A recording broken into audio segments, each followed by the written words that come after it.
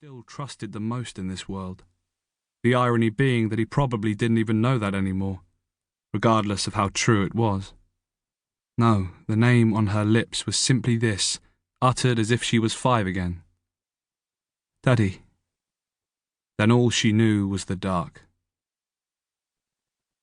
Part 1. The historic town and borough of Redmarket is situated 30 miles west of Granfield, and is so called because of its association with the meat trade, dating back to its founding in 70 to 100 AD. Originally the site of a Roman fort, later on an Anglo-Saxon village grew up around the area. However, it wasn't until the early 13th century that it received its official market charter. Known for its friendly locals, Redmarket is surrounded by beautiful countryside and yet is only a stone's throw away from a number of other thriving towns and cities. Chapter 1. It always had been and remained the worst part of this job. Some coppers called it the death knock or delivering the death message, but whatever name you gave it, the result was the same. You were delivering news that would devastate a family, changing their lives forever. Once the words were out, there was no taking them back again. The knowledge that would have an impact on everything from doing the groceries to whether you even wanted to get up out of bed in the morning.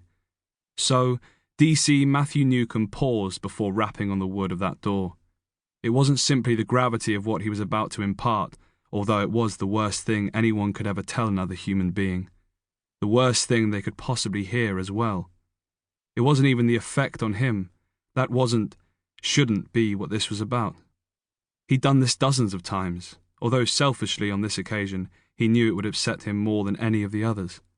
For the same reason he'd volunteered to come here in the first place, along with the family liaison officer Linda Ferguson, because he owed this family, knew them personally, because he knew the victim.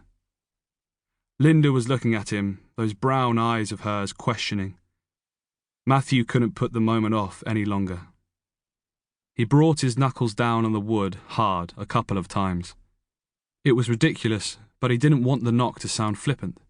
He wanted it to somehow convey the seriousness of his business. Wanted it to have told them some of what he needed to impart even before the people inside had answered the call. Sadly, when the door opened and standing there was the one person he would have gone to the ends of the earth not to see, she only frowned momentarily, then was suddenly smiling. "Matt?" said Julie, and it was as if the decades hadn't really passed at all. They were still in school together. She'd been his first crush, those freckles and that flaming red hair. Both had faded in the intervening years, the latter to an auburn colour. But in spite of a few wrinkles here and there, the beginnings of crow's feet at the eyes, she was still beautiful. Even in those jeans and a loose shirt, she was still Julie Brent. Jules. How could he have thought he'd ever stood a chance with her? She'd only had eyes for one bloke right from the start. "I can't believe it. What are you doing? I haven't seen you since the reunion. Her gaze flitted from Matthew to his companion, but now she was frowning again. "Matthew? What?" He opened his mouth to speak, but nothing came out.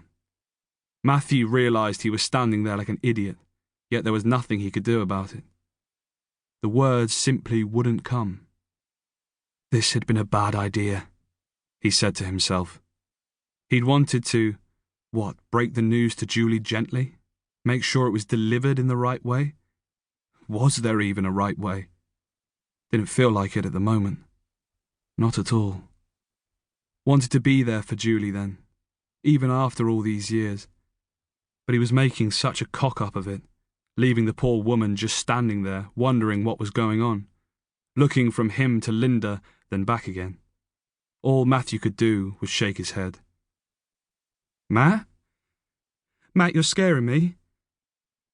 "You should be scared," he couldn't help thinking. He opened and closed his mouth again, looking for all the world like a ventriloquist's dummy whose owner had laryngitis. In the end, he managed a strangled, I'm so sorry.